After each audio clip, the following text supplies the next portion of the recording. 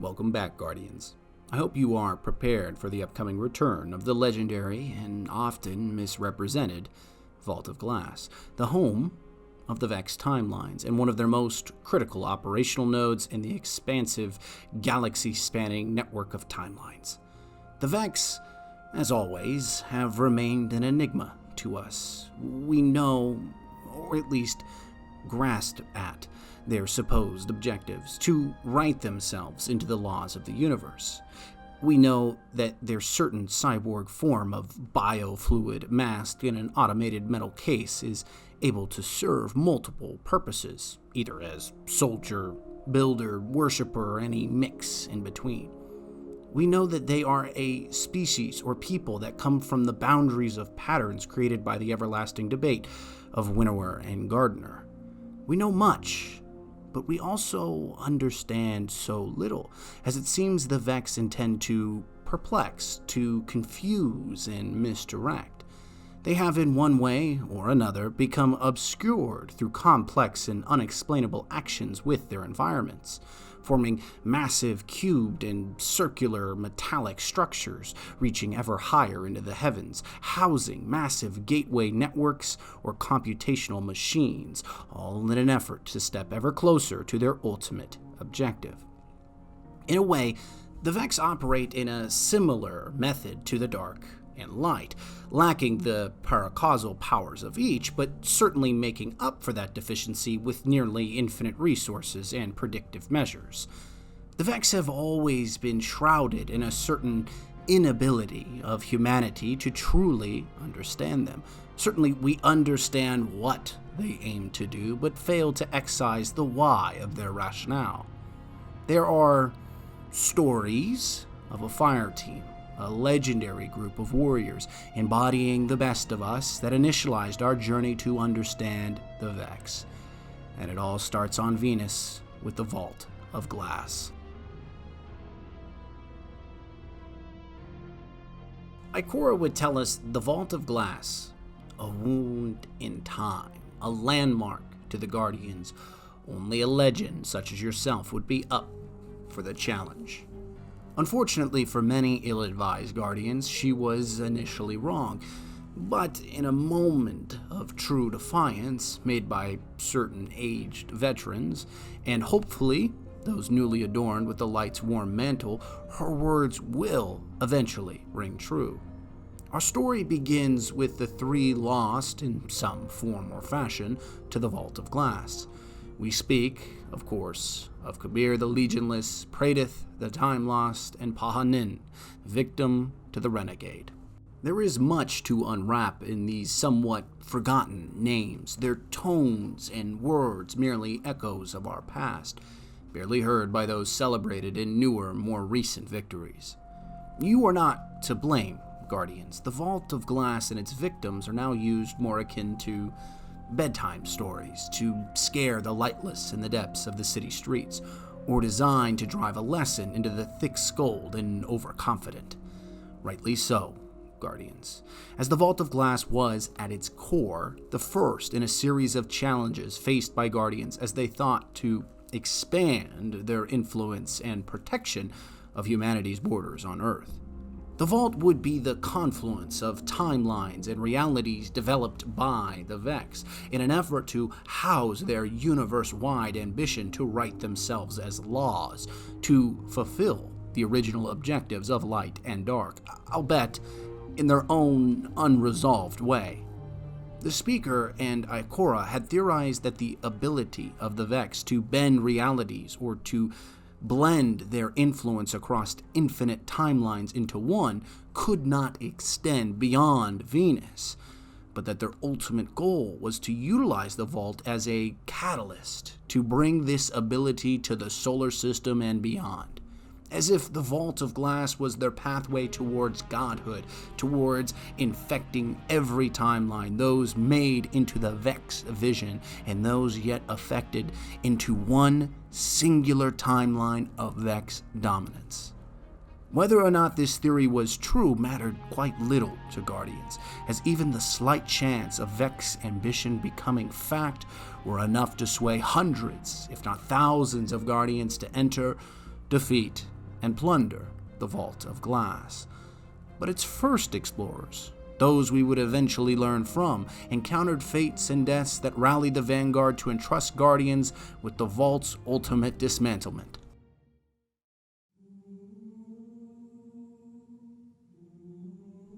Their leader, a man simply denoted to historians as the Legionless, had a certain obsession with the Vex, his mind consumed by intrigue to understand their ways, their mission, their source of strength. In a way, his obsession provided a crystallized understanding of their ability to consume and transmute, to poison and transform, to copy and replicate in the shell of another. His death, and the deaths of others of his fire team, would echo within the halls of the Vex, both tangible and intangible. No one can open the vault alone. I opened the vault. There was no one with me, but I was not alone. These words are etched on the engram codes found within Kabr's armor, made from husks of the decimated Vex. Scholars theorize that there was a team of 6, similar to subsequent campaigns against the Vex forced by headstrong Guardians, but they were erased from time. Kabr had known of them, but only as a whisper, or as an ever-reaching thought on the tip of his mind's tongue, a figment or an imagination believed to be true. As his fire team delved deeper into the myriad of timelines housed in the Vex tomb, Kabr would watch his brothers and sisters be removed from realities, as if they never existed, regardless of the tangible memories Kabr believed his mind held onto. Kabr would eventually fall, encased in a grave made by his own hands and interest, slowly succumbing to the transmutation effects of residual radiolaria housed within the armor. In his final breath, he would create the Aegis, a shield or rebuke manifested by his light, one of the few paracausal elements in the universe the Vex have continually failed to replicate or even simulate.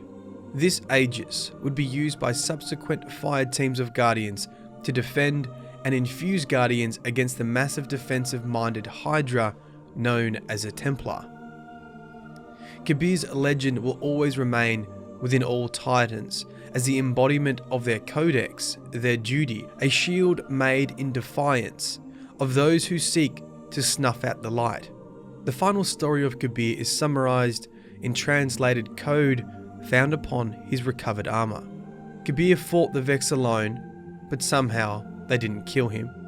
He consumed their technology like fire, fashioning armor from their remnants. In the aftermath, he became obsessed with the machines. He was claimed by the Vault.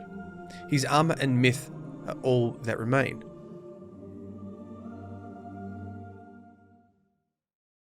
Pahanin, a masterful weaponsmith to some, witty hunter to those who don the cloak or dagger, and the man killed by the Renegade, the betrayer we know as Dredgen Yor.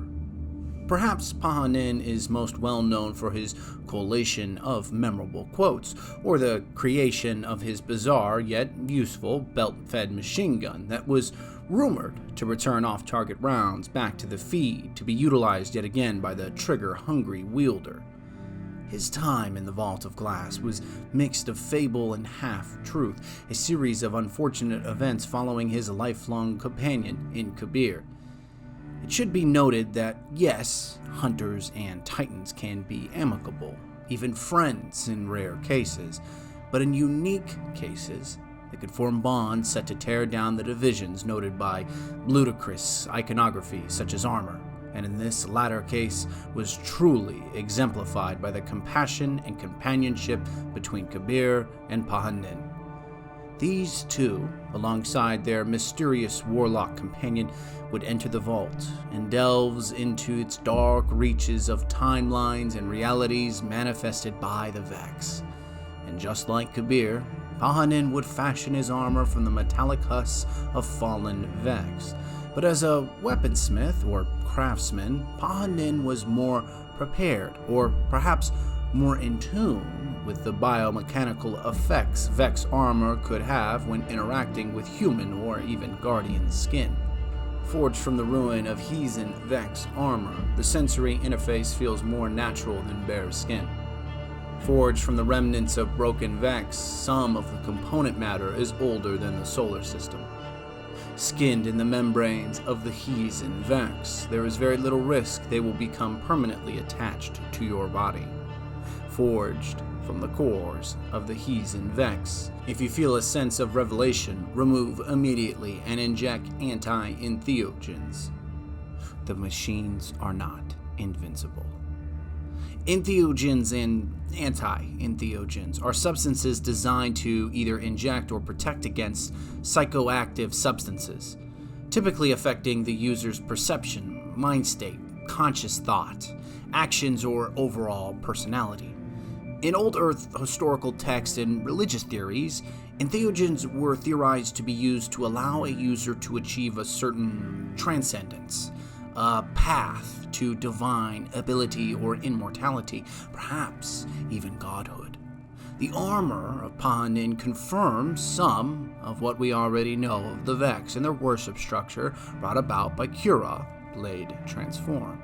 But more deeply, it could also explain their overall objectives.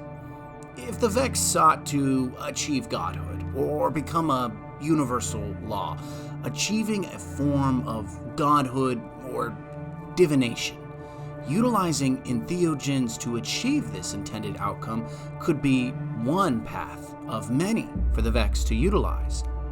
It's unknown as to how Pahanin would eventually escape the Vault of Glass with his mind intact.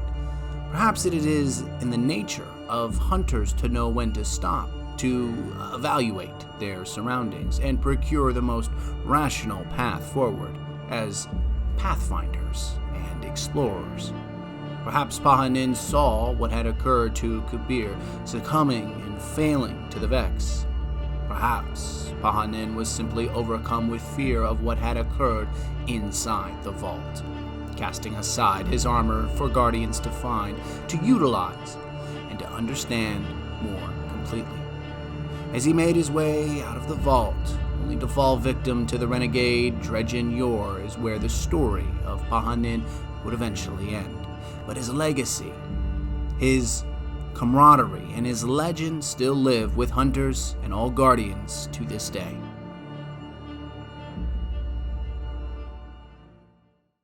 And finally, the enigmatic warlock of the future war cult, PRAEDYTH, lost to time. PRAEDYTH is perhaps the most widely known, but least referenced warlock amongst their orders. This likely stems from the perplexingly paradoxical nature of his story. For you see, PRAEDYTH is alive, PRAEDYTH is dead, and PRAEDYTH never existed at all. A riddle wrapped in a mystery inside an enigma, buried deep in a web of quantum entanglement, a literal Schrodinger's cat, lost to the oceans of innumerable timelines and realities, of possibility, of coulds and could-have-beens, all converging within the Vault of Glass. The Vex have a great design, a pattern, that exists within the synapses of their Axis minds, touching hundreds of millions of Vex minions, controlled and influenced by sheer Radiolorian connectivity, the collective consciousness of a hive mind that spawned from the battles of the light and the dark at the dawn of the universe, fearing the inevitable moment at the end of all things when the universe goes dim and cold, or hot and close, or it all tears apart from the atom up. The Vex belief. If you could call the calculations of Radiolorian entities encased in cold bronze machines a belief, is a simple one, almost elegant in its simplicity. If it fits their great pattern, it must be replicated or replaced in their image. The Vex seek to become a fundamental law of reality, and so, if it does not fit their pattern, say, like a warlock named PRAEDYTH, it must be cut away in its entirety. For the Vex, it's not enough to simply secure this erasure in one timeline, but rather this unpredictability must be purged from all timelines. Still, the process is not perfect, as we're talking about multidimensional erasure that scales on the infinite. So in some of these realities, there is a paradoxical side effect that occurs, allowing PRAEDYTH to live, to die, to be in the process of living or dying, or to have never existed at all. Atheon, the Master Axis mind at the heart of the Vault of Glass, is incapable of managing the sheer immensity of timelines, even with the Vex's vast computational power, which supports the theory that, in our timeline, PRAEDYTH is dead, but in a separate timeline, prior to our present, he lives, and in another, he never entered the Vault of Glass, and so on and so forth. It's not a simple thing to wrap one's mind around the concept of the Vex. Many have attempted, and few find themselves successful. The armor of PRAEDYTH, recovered by incursions into the Vault of Glass, reveal a series of encoded notes, cryptic in manner, that provide a deeper understanding of our lost warlock. Quote, "Caged in ascended motes, it still glimmers with the light of some ceaseless calculation. Capable gauntlets, extremely effective. I only have one piece of advice: never touch a living Vex. Slept in the armor last night, woke to feel my heart stuttering to a pattern of unknown signal. Rumor has it that the exile Osiris came close to understanding the Vex. Years after the initial expeditions deep into the Vault of Glass, Warlock Vanguard Ikora Rey would report a signal received from within the very depths of the vault. A signal sent from PRAEDYTH. A feat that should have been impossible in our reality or our timeline, but quite possible given the myriad of others. The incident showed us that while the Vex are certainly enemies of the city, they're not without reason. They allowed Guardians to re-enter the Vault of Glass, to battle a rising Taken threat, one they were unable to quell, to stop the Taken's incursion to control the timelines. But once victory was finally achieved, the Vex resumed their standard subroutines to battle Guardians, but only after freeing PRAEDYTH. At least, in theory. Perhaps they used PRAEDYTH to communicate with us, to lure us into the vault to achieve what they could not. Perhaps in another timeline, he lives on amongst the Vanguard, but in our timeline, he was freed. At least, in a manner of speaking. While still dead, he was rewritten into history, as opposed to never existing at all. Guardians would eventually recover his ghost and his skeletal remains. One final note to add to this report: PRAEDYTH mentioned in his ghost's records an ability to see sightlines of multiple timelines. And in those timelines, he saw glimpses of a certain figure, unwashed in the light. A mysterious stranger of sorts. Perhaps the very one we've referenced in the past. I'll leave that question to you, Guardians.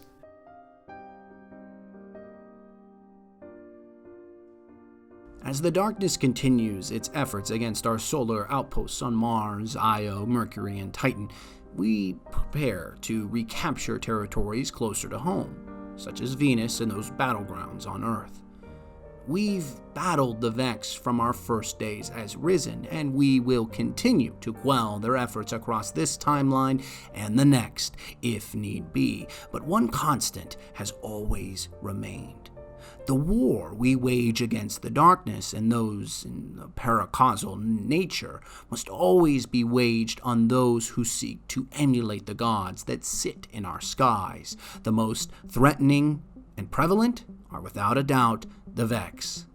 They are beatable, but they offer ever-increasing apexes to be challenged and domineered, and with the return of rumors from Venus, the vault will again be open for Guardians to challenge themselves, to control or even utilize the timelines maintained by the Vex, perhaps with the help or guidance of Osiris, or more likely that of our mysterious stranger, with her own ability to cross timelines at will, or with a preordained casualness.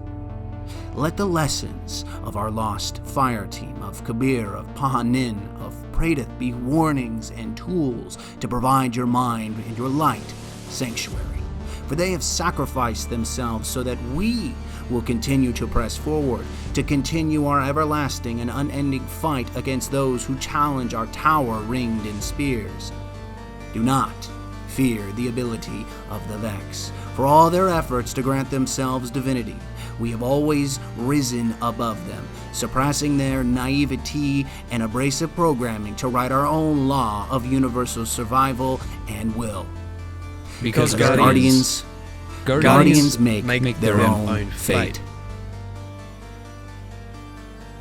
Hey everyone, huge shout out to two of the greatest lore guys in the community, in my opinion. I've watched, honestly, both of their communities come up, and the passion that they have continue to infuse themselves and even surpass my own over the years. And it's just amazing to have the opportunity to get them to do this with me and really work with them together. It's been an amazing experience, just kind of chatting back and forth and helping them with some of my script, but then giving them, you know, the opportunity to put their own character that they put in their own videos in this. It's just been really freaking awesome.